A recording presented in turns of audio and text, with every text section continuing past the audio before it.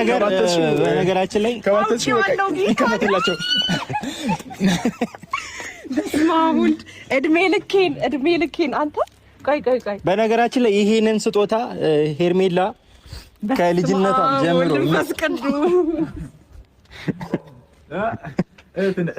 እህቴ ድምቀት አልጠበኩም። ማርያም በጣም ግራ ገብቶኛል። አንደኛ እንዴት ነው በጣም ረጅም ጊዜ ፍላጎቴ ነው ታውቃለህ። የሆነ መንገድ ላይ ምናምን ሲሄድ እንኳን ወይ ነገር ቢኖረኝ ምናምን የምለው ነገር ነውና እውነት በጣም አመሰግናለሁ ወንድሜ።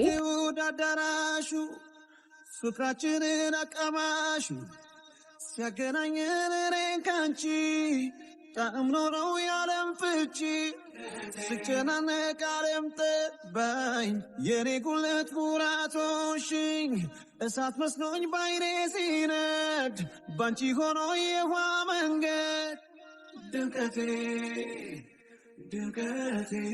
ሰላም